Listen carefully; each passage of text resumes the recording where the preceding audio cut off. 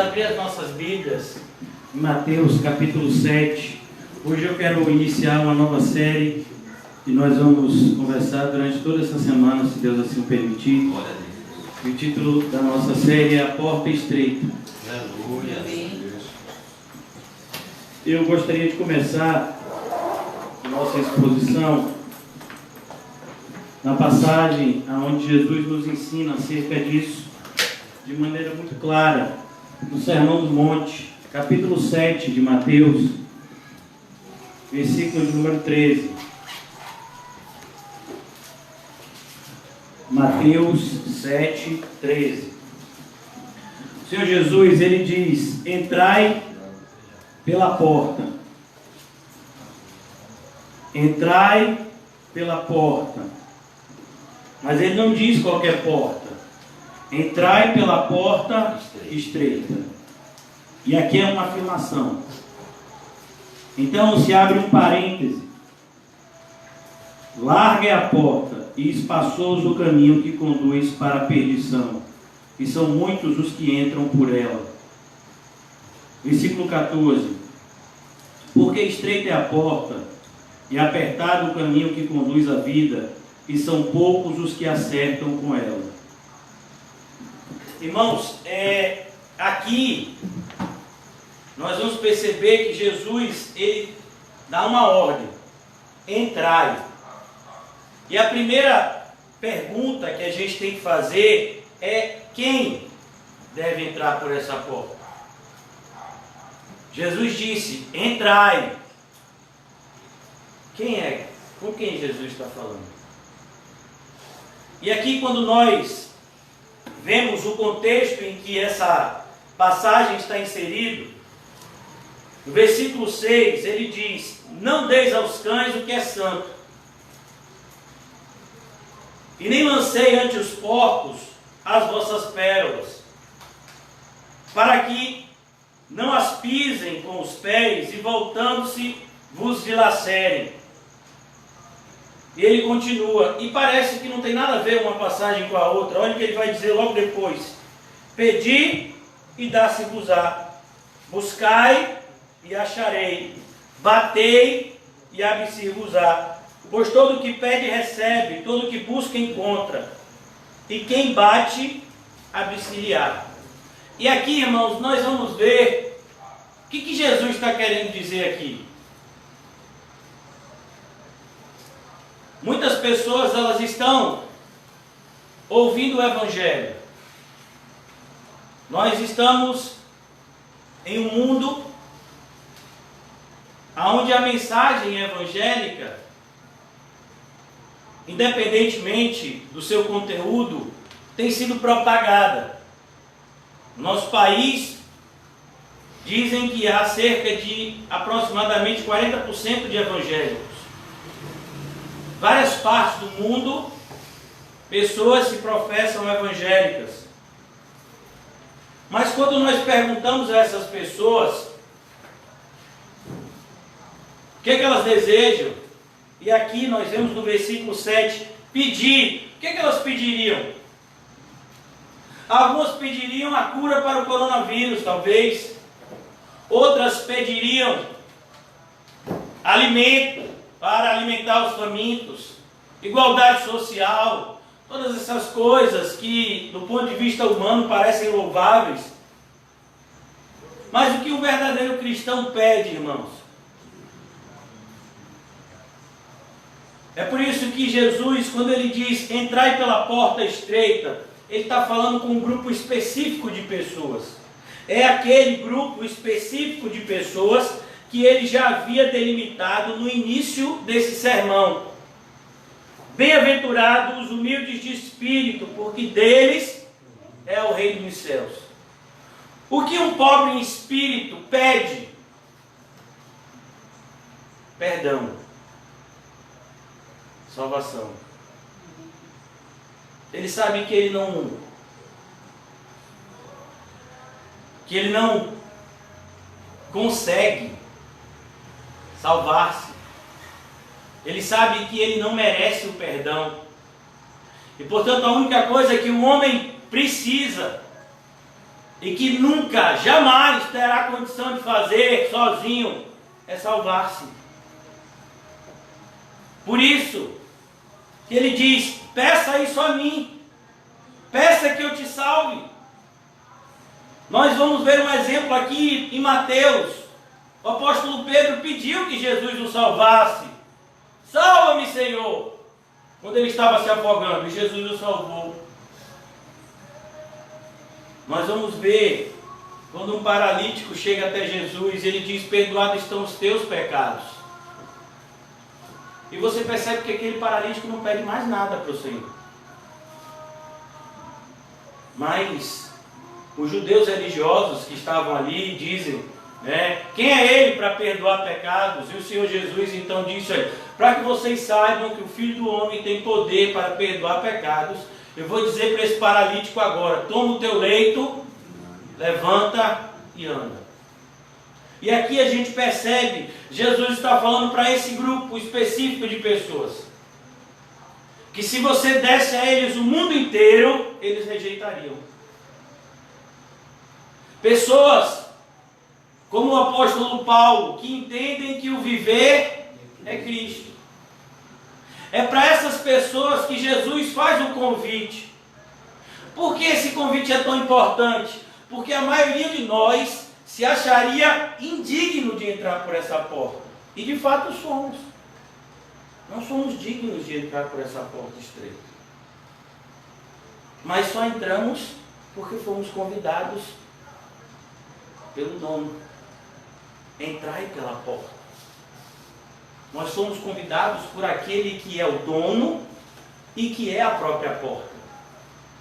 Capítulo 10 do Evangelho de João, ele diz: eu sou a porta. Então ele tem autorização de convidar você e a mim, o pior dos pecadores: entrai pela porta. Quem? Segundo lugar, irmãos, quando nós devemos entrar pela porta? Agora, urgentemente, imediatamente. Nós não sabemos se a porta continuará aberta para nós. A porta da arca esteve aberta durante muito tempo, e quando se fechou, ninguém percebeu. As 10 virgens de Mateus 25 não perceberam que a porta se fechou e que elas não tinham mais como entrar. No capítulo lá, no livro de Jeremias, ele vai dizer: passou-se a cega, findou o verão, e nós não estamos salvos. Então, quando é que nós devemos entrar pela porta? Agora. Nada é mais importante do que isso. Mas eu preciso enterrar o meu pai. Não, deixe que os mortos enterrem os seus mortos. Mas eu me casei. Você vai ter muito tempo depois para dividir com a sua esposa a sua fé. Mas antes você precisa entrar pela porta. Você terá tempo. Pois a Bíblia diz: entrará e sairá e achará pastagem. Quando nós entramos pela porta, é algo ao qual nunca mais a nossa vida será a mesma. Entrar pela porta, irmãos, é a mesma coisa que dizer regeneração. É aquele momento onde as escamas dos olhos caem. Aonde, como na parábola do filho pródigo, nós caímos em si. Aquele homem, ele caindo em si, ele disse: meu Deus, meu pai é bom. Foi preciso ele perder tudo, foi preciso ele para o final do mundo, foi preciso ele desejar a comida dos porcos e ninguém lhe dá nada, para que ele percebesse a bondade do seu pai. Quando nós devemos entrar pela porta? Agora. Por isso eu louvo a Deus pela vida dos irmãos que estão aqui nessa noite. Nós precisamos entrar por essa porta. Onde? Onde nós devemos entrar? Por onde nós entramos? Por meio da palavra. Muitas pessoas podem apresentar portas para nós, mas nem sempre vai ser a porta estreita. Muitas pessoas vão dizer para você que para que você vá para o céu, basta você levantar sua mão e aceitar Jesus. Isso não é a porta estreita. Muitas pessoas dizem que é só piscar o olho. Algumas pessoas dizem que se você foi batizado, você já está salvo. Não, irmãos, de maneira alguma. Se um pouco de água salvasse a gente, Jesus não nos diria que era necessário renunciar a tudo, tomar a sua cruz e seguir a Jesus. Se um pouco de água nos salvasse, de fato, Jesus não olharia para o homem mais religioso, talvez, de Israel, Nicodemos, e dissesse: é preciso nascer de novo, senão você não vai nem ver o reino dos céus, que dirá entrar nele. Por isso, irmãos, onde é que nós devemos entrar? Por meio da palavra. É preciso que a palavra de Deus entre nos nossos corações, para que eu e você possamos entrar por a porta. Sem um conhecimento do Deus que nos convida a entrar pela porta, jamais saberemos se a porta que entramos foi a certa. O mundo, irmãos, é como um grande labirinto, quando que muitas vezes as pessoas perdidas jamais encontrarão o final desse labirinto antes da sua morte. Mas Jesus então nos propõe uma porta por meio da sua palavra. Por isso, irmãos, que quando Jesus fala da porta, logo depois ele diz: acautelai-vos dos falsos profetas. Quem são esses? São esses que apresentam portas também. Nós estamos vivendo esse mês agora que a gente está passando, abril, é o mês que os islâmicos chamam de Ramadã. É um mês sagrado para a religião islâmica. Eles jejuam o mês inteiro, de 6 horas da manhã às 6 horas da tarde. E fazem diversas orações durante esse mês. E normalmente eles fazem peregrinação até a capital sagrada, a cidade sagrada do islamismo, que é a cidade de Meca. Muitas vezes, na sua vida, eles fazem isso, pois lhe é ensinado que se eles forem até Meca, se eles fizerem as orações, se eles fizerem algumas caridades, se eles fizerem as orações certas, eles irão para o céu. O espírita diz que existe um lar para aqueles que morrem, que quando você morre, você não vai ressuscitar, mas você vai reencarnar. Isso não é verdade. Você vai ver que muitas pessoas apresentam diversas portas. A Igreja Católica, por exemplo, ela tem uma porta intermediária que é o purgatório. Os católicos acreditam, sem nenhuma fundamentação bíblica, que a maior parte deles, a maior parte dos católicos irão para o purgatório. Eles mesmos dizem isso.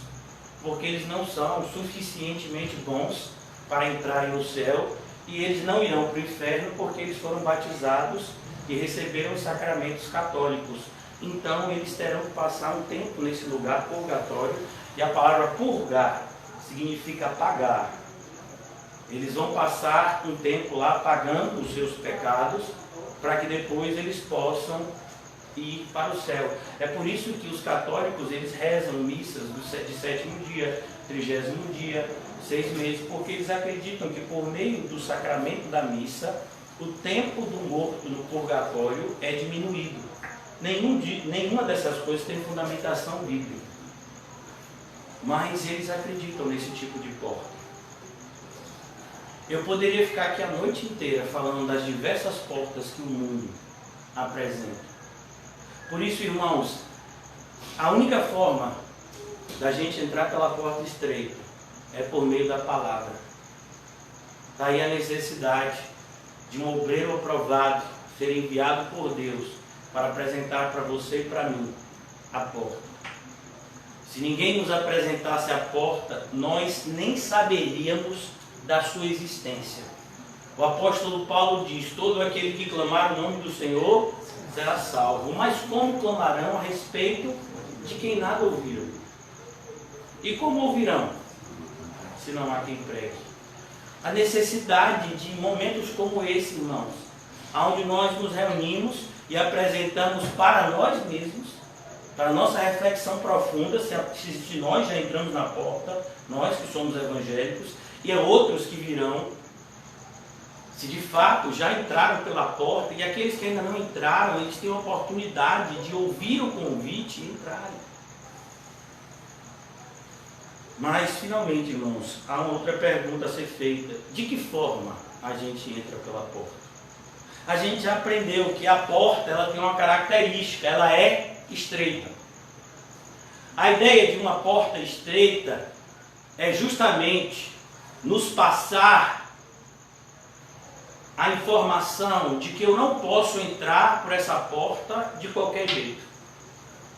Eu não posso entrar por essa porta do meu jeito. Eu preciso abandonar tudo que eu tenho, tudo que eu fiz, tudo que eu sou, para que ao passar por essa porta, eu, atravessando ela, eu seja uma nova criatura. Quando eu passo pela porta, eu vou dar um exemplo, irmãos. Eu estive presente no nascimento de todos os meus 3 filhos. Eu assisti o parto dentro da sala do parto, onde os médicos estavam fazendo a cirurgia obstétrica. E antes da gente entrar naquela sala do parto, você entra em uma sala aonde lhe dão uma roupa, né? É uma espécie de uma camisa bem larga, com a calça, daquelas calças de médico. Você recebe uma pantufa para você colocar nos pés. Você recebe a máscara, você recebe uma touca para você botar. E você só pode entrar na sala do parto depois de todo esterilizado, com aquela roupa limpa que foi esterilizada. Você tira aquela roupa do saco, né? Aí você pode entrar na sala do parto, porque como a cirurgia vai ser feita, qualquer sujeira pode entrar na abertura, né, do ponto que está sendo feito lá na mulher, e ela pode contrair uma enfermidade. E a criança também. Então é necessário todo esse procedimento, todas as pessoas que participam daquela cirurgia, eles precisam fazer esse procedimento. Tirar toda a roupa, mas eu acabei de tomar banho, minha roupa está limpa, não importa. Tem que tirar toda a roupa e botar essa roupa, senão você não vai entrar na sala. Você precisa tirar tudo que você era, tudo que você foi, para que você possa entrar pela porta. Eu vou dar um exemplo bíblico. Existe uma passagem em Lucas 14 que Jesus diz: todo aquele que não renuncia ao seu pai, sua mãe, sua mulher, seus irmãos, seus filhos e a sua própria vida, não é digno de mim. Percebe o que eu tenho que deixar do lado de fora para poder entrar pela porta? Eu não posso entrar por essa porta com a minha esposa. Por mais que você seja um com a sua esposa, no momento que você se casou, você e sua esposa se tornaram uma só carne, mas vocês não se tornaram uma só alma. Cada um de vocês tem uma alma. Mesmo a mãe que carrega um feto na barriga, e aquele feto nasce e ela de repente está com aquele bebezinho no braço de alguns meses. Quando ela atravessa pela porta, o seu filho não atravessa com ela. Aquele bebezinho vai precisar crescer e ele mesmo vai ter que atravessar pela porta, pelos seus próprios pés e segundo a sua própria vontade. O atravessar da porta é individual. E nós não podemos levar nada conosco. É por isso, irmãos, que quando chegamos na igreja, a ideia de igreja é justamente aqueles que entraram na porta e que agora convivem nessa comunidade depois da porta. Por isso que quando nós entramos na igreja pela porta, não existe diferença de cor, não existe diferença cultural, não existe mais diferença social, não existe mais diferença financeira. Aqui somos todos irmãos. E a palavra irmão significa igual a mim. Nós atravessamos pela porta do mesmo jeito. Você pode ser o homem mais rico do mundo e e atrás de você atravessou o homem mais pobre do mundo. No momento que vocês atravessaram pela porta, vocês se tornaram iguais. Uma vez que você atravessa pela porta, o seu dinheiro não vale mais nada. Glória a Deus. E se você não tinha dinheiro, glória a Deus. Agora você tem. Porque agora você tem um provedor. Amém. Então, irmãos, de que forma a gente tem que atravessar pela porta? A gente precisa deixar tudo para trás. Segundo lugar, a gente precisa acreditar que o nosso tudo está na nossa frente. Eu não posso atravessar pela porta sem fé. Eu não posso atravessar pela porta se eu não confio na pessoa de Cristo como meu único e suficiente Salvador e Senhor. Eu não posso atravessar pela porta se eu não vejo em Cristo o meu pastor. Eu não posso atravessar pela porta se existe algum resquício de dúvida em relação à pessoa de Cristo e sua obra substitutiva em relação a mim na cruz. Quando eu atravesso pela porta, eu renuncio a tudo, irmãos. Amém? Mas ao mesmo tempo, eu ganho tudo. Eu renunciei a tudo aquilo que não tem valor. E quando eu atravesso pela porta, eu ganho de fato tudo aquilo que tem valor. Por isso que na carta aos Colossenses nós lemos: se já ressuscitamos com Cristo, ou seja, se já atravessamos pela porta, busquemos as coisas que são lá do alto. Então, irmãos, diante dessas informações, eu quero fazer uma pergunta para todos nós, inclusive para mim. Nós já atravessamos a porta? Será que de fato a gente já passou por isso? Vamos agora então ver se realmente isso aconteceu na nossa vida. Entrai pela porta estreita. Irmãos, eu quero te dizer uma coisa. Por mais que alguém pregue o Evangelho para você, por mais que alguém pregue o Evangelho verdadeiro a você, cristocêntrico, bíblico, você deve entender que aquela pessoa é apenas um mensageiro. Quem está falando com você é Cristo. Você não pode se garantir na vida de qualquer pessoa. Você precisa ser convidado pessoalmente por Cristo. No momento da sua conversão, é você e Cristo. É Ele que faz o convite. Entrai pela porta. Você precisa ouvir isso do próprio Jesus. Por isso que a gente vai ver a história de um jovenzinho, filho, neto de pastor, chamado Charles Haddon Spurgeon. Depois ele vai se tornar um dos maiores pregadores da história da igreja, mas no início da sua caminhada ele teve muita dificuldade de entrar pela porta. Até que um determinado dia uma pessoa disse para ele: olhe para Jesus, olhe para Jesus. E ele percebeu que era o próprio Jesus que convidava ele para entrar pela porta. Então ele entra pela porta. Só o dono da casa pode nos convidar a entrar. Só Hércules pode me convidar a entrar na casa dele. Hércules não pode me convidar a entrar na casa do irmão comum, porque a casa do irmão comum é do irmão comum.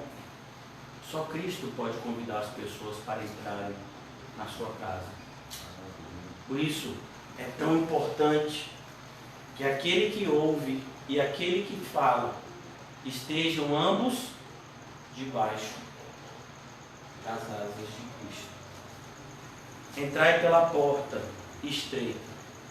Entrai pela porta estreita. Não vai ser fácil entrar pela porta estreita, irmãos. Ele diz aqui, porque qual é a principal dificuldade da porta estreita? É a sua concorrente. É como, por exemplo, irmãos, vamos imaginar. Eu estou aqui dizendo para vocês que para seguir a Jesus, a gente precisa renunciar a tudo, tomar sua cruz, e precisamos andar por um caminho de inúmeras dificuldades que foi o caminho que o próprio Jesus deixou para nós, para que então possamos nos encontrar com Ele na glória. Eu estou dizendo isso para vocês. Aí vem um outro pastor e diz, vou dizer uma coisa para você. Quem está com problema aqui hoje, eu levanto os 2 braços. Né? Aí a pessoa diz assim, eu vou dizer uma coisa para você, o meu Jesus, você está com problema o quê? Aí ele levanta, eu estou cheio de conta para pagar, eu fui demitido agora, e eu estou cheio de conta para pagar, vou cortar minha luz essa semana, a água já cortaram, e vai acabar o feijão esses dias. Eu vou dizer uma coisa, se você crê em Jesus hoje, Ele vai pagar todas as suas contas e Ele vai mandar 500 sacas de feijão para você esse mês. Você crê, irmão? Amém, aleluia. Qual é o seu problema você aí? Eu estou com enfermidade, minha enfermidade é grave, nenhum médico consegue me curar. Se você acreditar no Jesus que eu estou lhe propondo hoje, você vai sair daqui curado, senão eu não sou homem de Deus. É mesmo, meu filho. E você, rapaz, eu estou tentando um casamento, já fui até na Porta da Esperança, fui naqueles programas da televisão que para procurar uma companheira, mas eu não consegui achar ninguém que me quisesse. Será que Jesus consegue arranjar uma esposa para mim? Ah, não, você vai sair daqui casado. Em nome de Jesus. Você percebeu, irmãos? Você acha que uma pessoa que está com o coração no mundo, ele vai aceitar o meu convite ou o convite da porta larga? O convite da porta larga, meu filho. Ele diz, pastor, eu gostei muito do senhor, você é uma pessoa educada, mas a proposta de lá foi melhor. Ele disse que ele tem cada comida e roupa lavada, e o senhor está dizendo que ele tem que renunciar às coisas. Olha aqui o dedinho, olha. Não, pastor, ele disse que se eu for para lá, ele vai me dar 1000. E se eu vier para cá, eu vou perder tudo. Não, esse negócio está errado. Então perceba que Jesus coloca, eu não sei se vocês se atentaram, o principal concorrente da porta estreita é a porta larga. Aleluia. Percebe que a principal, o principal inimigo da igreja evangélica verdadeira é a igreja evangélica falsa. É verdade. Quantos de vocês talvez já ouviram um evangelho, como eu disse a vocês aqui, de pessoas que lhe prometem coisas que não podem prometer? Jesus nunca disse que a nossa vida ia ser fácil. Muito pelo contrário, ele disse, no mundo tereis aflições. Glória a Deus. Mas você vai ver muitas pessoas que se dizem enviados de Cristo, eles usam roupas muito mais aparentemente santas que a minha, eles têm uma linguagem mais aleluiada do que a minha, a cada 5 palavras tem um glória a Deus e um aleluia, e as pessoas acreditam neles. Por quê? Porque eles falam o que elas querem ouvir.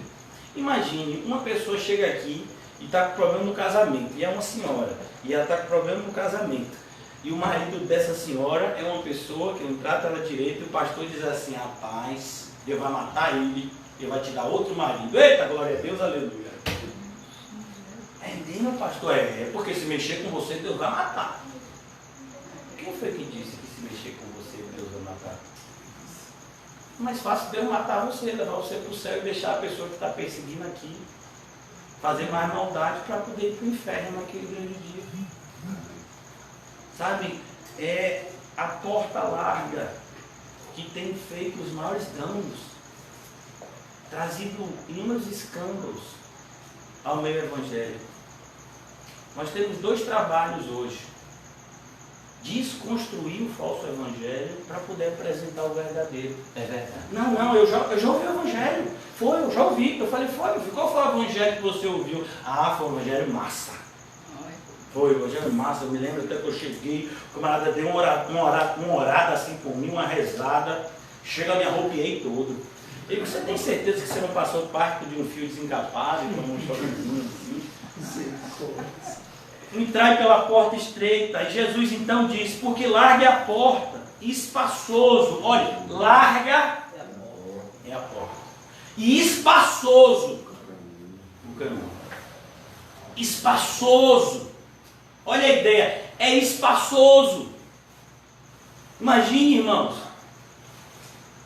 Quem aqui já foi na Arena Fonte Nova? Vocês já foram no gramado? Meu filho, aquele negócio é grande. Quem aqui já foi no parque de exposições? Enorme, né? De uma ponta a outra, eu acho que são alguns quilômetros. Imagine uma porta daquele tamanho. Você passa e nem percebe que passou. É como, por exemplo, irmãos, a divisa entre Bahia e Sergipe. Você às vezes atravessou a divisa e você só sabe quando bota uma placa que diz assim, ó, seja bem-vindo ao estádio de Sergipe. Rapaz, já estou aqui, porque você entrou, mas você nem viu. Porque era tão larga a passagem que você passou, que você nem percebeu quando você passou. Se não fosse aquela placa avisando que você já estava em outro estado, você ainda acharia que você estava na Bahia. É isso que Jesus quer dizer aqui. Aqueles que não acertam com a porta estreita é porque eles já entraram na larga. Nem perceberam. O mundo inteiro está na porta larga. São poucos que vão encontrar a estreita. E por que as pessoas gostam tanto da porta larga? Porque o caminho é espaçoso. A ideia de espaçoso, irmãos, é a ideia de conforto. Quem aqui gosta de conforto? Todos nós. Se eu dissesse para você, né? Vamos imaginar que você entra numa loja de colchões. Aí você vai procurar um vendedor de uma loja de colchões. Aí você diz assim, olha, eu quero o colchão mais duro. Ah, sabe aquele colchão que você deitou, dói a coluna? É esse que eu quero. Eu quero aquele mesmo. Sabe aquele que tem, que de vez em quando tem uns preguinhos assim que você deita e dá umas furadas, né? Sabe aqueles colchão daqueles povo lá indiano? Que eles deitam naqueles pregos ali, né? Pois eu quero daquele. Aí você compra assim o colchão? Você chega, alguma pessoa já chegou lá e disse, olha, eu quero o pior colchão que você tem aqui nessa loja. Me diga aí, qual é o pior? Chega assim? Alguns de vocês já chegaram numa pizzaria e disseram, olha, por favor, eu quero a pior pizza de todas. Aquela que você não serviria nem para o seu pior inimigo. Me dê ela aí, por favor. Olha, eu vou comprar um sapato, agora tem que ser bem apertado, que é para poder fazer um calo enorme no meu pé, porque eu gosto de coisa desconfortável, amém? Alguém faz isso? Ninguém. Então, irmãos, é inerente, é algo do ser humano desejar o quê? Conforto. Por isso que entrar pela porta estreita é lutar contra a nossa própria natureza. Então ele diz, olha, essa porta larga, que tem um caminho espaçoso, tudo parece maravilhoso, até o final. Porque ele diz, o caminho que conduz para perdição. Tudo é maravilhoso, até você chegar no final. Diz, rapaz, o caminho já foi tão maravilhoso, o final então deve ser maravilhoso mais ainda. Aí você chega lá com um fogo enorme para você entrar. Não, errou. Não é esse que é não. O meu deve ser muito melhor. Não, você errou meu final. O meu final é outro. Não foi isso que o rico disse lá na parábola? Não, você não recebeu seus alívios em vida. Agora chegou a época de você ser atormentado. Então ele diz, ele conduz à perdição. E aí Jesus diz, e são muitos os que entram por ela. São muitos. Jesus misericórdia. Ele não está falando de gente fora da igreja, não. Ele está falando de gente dentro da igreja. Quem está fora da igreja não está nem preocupado muitas vezes com essa realidade. Ele está falando de igrejas de porta larga, que ficam tentando de todas as formas enganar as pessoas, para que o número de cadeiras aumente, mas o Espírito Santo não habita no coração daquelas pessoas que estão sentadas ali. Versículo 14, já vou concluir, irmãos. Porque estreita é a porta. Aí Jesus diz, olha, sabe por que estreita é a porta? E aí ele diz, E depois que atravessa a porta, tem um caminho apertado. Quando você atravessa a porta, é que você diz assim: agora eu vou ter um alívio. Oh, Jesus. Socorro, meu Pai. Agora vai dar para eu dar uma alongada. Meu filho, a ideia dessa palavra apertado no grego é pressionado de todos os lados. Você atravessa uma porta estreita e aí então você se sente. Você atravessou por essa porta estreita e quando você volta para casa você diz: meu amor, eu agora sou crente. Aí sua mulher prepara sua mala e diz: vá para fora de casa que eu não casei com crente. Salva-me, Senhor. Não casei com crente. Seu filho diz: meu pai, agora você é careta. Não, meu filho, não estou fazendo careta nenhuma. Eu estou até sorrindo mais. Não, mas o senhor me entendeu, você agora está todo quadrado. Não, meu filho, eu sempre fui assim, gordinho. Porque quando a gente atravessa pela porta, irmãos, por mais que talvez você não perceba essa mudança, mas os outros percebem, sabia? Sabia que um crente verdadeiro, ele percebe a mudança dele depois que os outros percebem. É como, por exemplo, irmãos, se o irmão Paulinho tivesse com uma mancha branca aqui, ele não ia perceber. Se ele tivesse de repente com uma marca aqui, talvez ele não percebesse. Mas eu que estou aqui, eu perceberia, José perceberia. Talvez ele só fosse perceber quando ele fosse se olhar no espelho. Assim é um cristão. Muitas vezes a gente acha que a gente ainda não é. Até que as outras pessoas olham e dizem: ah, você está diferente. Tem alguma coisa que está diferente em você. Aí você olha para o espelho. Sabe qual é o espelho para o cristão? A Bíblia. Aleluia. Aí a Bíblia mostra que de fato você está se adequando mais a essas palavras e você está deixando aquele que você era para trás. Glória a Deus. Então Jesus diz: esse caminho é apertado, mas ele é apertado porque precisa ser apertado. Amém? Amém. Quem já comeu pizza aqui? Miojo. Quem gosta de comer pizza? Amém? Pizza é de Deus, né, irmão? Miojo, calabresa. Mas você queria ser a fatia, você queria ser a pizza. Não, Você viu como é que faz a pizza? Você pega a massa tá bonitinha assim, né? Tá um montinho assim. Aí você bota, né, em cima de uma mesa, meu filho. Você vem com um rolo, olha, e toma ele. E quanto mais fina a massa, melhor fica a pizza, sabia? Essas pizzas de massa grossa é de gente preguiçosa.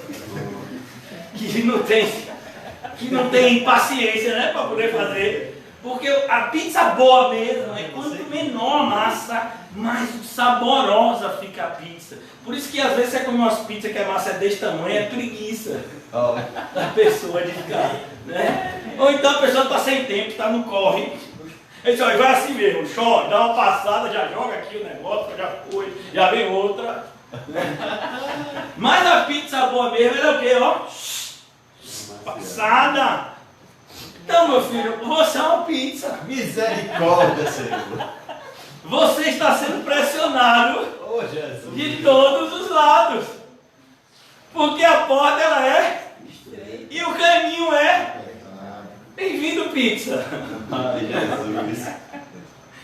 E ele diz: porque estreita é a porta e apertado o caminho que conduz à vida.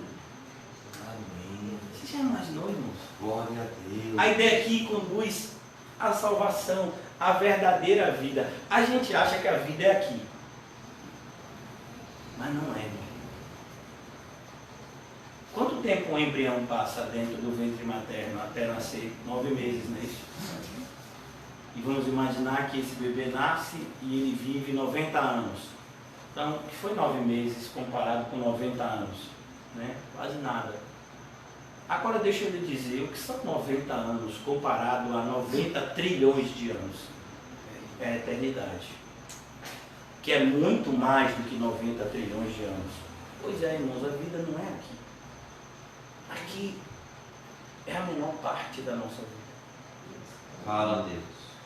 Por isso, irmãos, que a própria Bíblia diz que é loucura a gente escolher alegrias tão transitórias como as que são sentidas aqui e que só causam dano, e abrir mão da alegria eterna que nos está disposta no céu. Por isso que Jesus fala, diz, esse caminho vai levar à vida, porque quando nós estudamos a Bíblia, nós aprendemos que isso daqui nem vida é. A verdadeira vida só vai começar quando a gente atravessar as portas do céu. Glória a Deus. Enquanto nós estivermos aqui presos a esse corpo, as nossas melhores obras ainda serão manchadas de pecado. Fala, Jesus. Por mais que a gente se esforce para ser crente, a gente vai. Nós iremos pela graça de Deus e pelo Espírito Santo de Deus. Nós seremos transformados de glória em glória. Mas nós nunca chegaremos à imagem de Cristo aqui desse lado da eternidade. Por isso que lá no livro do Apocalipse ele diz, olha, quem não tem o livro, o seu nome escrito no livro da vida, será lançado no lago de fogo e enxofre, a saber, a segunda morte. Quem tem o seu nome escrito no livro da vida. Glória a Deus. Vários homens foram enviados por Jesus para pregarem, expulsarem demônios, fazerem milagres. Eles voltaram alegres porque coisas potentosas aconteceram. Mas Jesus disse, não fique alegre com essas coisas, não. Fique alegre com algo muito mais simples do ponto de vista humano, porém muito mais poderoso do ponto de vista espiritual, que é o seu nome está escrito no livro da vida. Por isso que Jesus diz, o apóstolo Paulo diz, todas as coisas cooperam para o bem. O seu nome está escrito no livro da vida, meu filho. Se você receber um livramento e continuar aqui para a glória de Deus, aleluia. Se você for levado para o céu, glória a Deus. Então aqui ele diz, olha, é um caminho que conduz à vida, por mais estreito que seja o caminho, é um caminho que é cercado de alegria. A alegria da salvação. A alegria da salvação é algo tão maravilhoso, irmãos, que quando Salomão, na sua loucura, buscou satisfazer a sua alma com todos os prazeres do mundo, ele escreve o livro de Eclesiastes e diz, nada me satisfez. Eu posso fazer 50 faculdades, obter mais conhecimento que todos os seres humanos, eu não vou encontrar felicidade nisso. Eu posso me casar como ele fez, com 700 mulheres, as mulheres mais lindas do mundo, eu não vou encontrar felicidade nisso. Eu posso comer as comidas mais gostosas do mundo, eu posso visitar os lugares mais bonitos do mundo, eu não vou encontrar felicidade nisso. Mas existe uma alegria, existe uma felicidade para aqueles cujo Deus de Israel é o Senhor. Por isso que Davi, ele ora a Deus e diz, Senhor, restitui-me a alegria da salvação. Muitas pessoas ficavam perplexas como é que o apóstolo Paulo poderia ser uma pessoa alegre, com tantos sofrimentos que ele havia passado. Porque ele era alegre? Porque ele sabia em quem ele cria. Eu sei em quem eu tenho crido, e ele é poderoso para guardar o meu depósito até aquele grande dia. Essa é a certeza, irmãos, que a porta nos propõe. De maneira que por mais difícil que seja atravessá-la, e que por mais difícil que seja andar pelo caminho, ele nos conduz à vida. Mas infelizmente, eu concluo aqui, são poucos os que acertam com ela. Eu oro a Deus nessa noite, irmãos, para que eu e você sejamos alcançados pelo Espírito Santo de Deus. Tenhamos os nossos olhos abertos.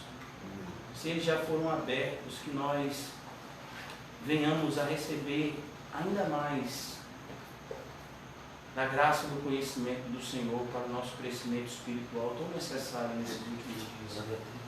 Que o Senhor nos ajude, irmãos, a sairmos essa noite, dessa nossa reunião, transformados. Eu oro de maneira especial aqueles que nos estão visitando nessa noite. Que que o Espírito Santo de Deus, de maneira poderosa, haja na vida deles. Eu oro pela vida do irmão Hércules, que o Espírito Santo de Deus fortaleça ele, para que ele possa ser o sacerdote do lar e que ele seja o servo de Cristo que ele tanto deseja ser. Ó Deus, obrigado por essa noite nos reunir na tua casa. Obrigado, meu Deus, por mais uma vez nos mostrar a porta que devemos entrar e o caminho que devemos caminhar, Senhor. Mas temos aprendido, sim, que sem Ti nada podemos fazer. Por isso, Senhor Jesus, nessa noite, que possamos ouvir a Tua voz, sentir o Teu toque, sermos impulsionados tanto a atravessar pela porta, e aqueles que já atravessaram pela porta, Senhor, a continuarem a carreira proposta, olhando firmemente para Ti, Senhor, autor e consumador da nossa fé. Ajuda os nossos irmãos daqui de Cosme de Faria, Senhor, a beberem da água da vida eterna, para que uma vez que eles bebam dessa água, eles sejam feitos fontes de água viva a jorrar. Que cada um aqui que veio aqui essa noite saia daqui como um missionário em potencial, convidando tantos outros para que possam entrar pela porta e receberem a vida eterna. Aleluia. Abençoa, Senhor, a nossa vida, de maneira que possamos sair daqui, Senhor, com a comunhão contigo restabelecida. Possamos sair aqui dessa noite, Senhor, certos e convictos de que somos Teus filhos, que o Senhor nos ama. Aleluia. E que isso nos basta. Amém. Que saiamos, Senhor, dessa noite, dessa reunião, saciados, de maneira que o mundo não possa mais nos tentar com as suas lentilhas, com as suas alfarrobas de porcos, porque nós estamos saciados com o pão vivo que desce do céu. Estamos alimentados pela palavra maravilhosa que enche e completa a nossa alma. Abençoa-nos, ó Pai. Ajuda, meu Deus, o irmão César, a irmã Lani, que eles possam ter fé nesse momento, Senhor, em que o pequeno Dylan está internado no hospital. O Senhor possa ser com essa família, Senhor, e ajudá-los a sair desse momento, Senhor, com um testemunho de que a Tua graça é suficiente. Ajuda a irmã Osana, a irmã Gisele.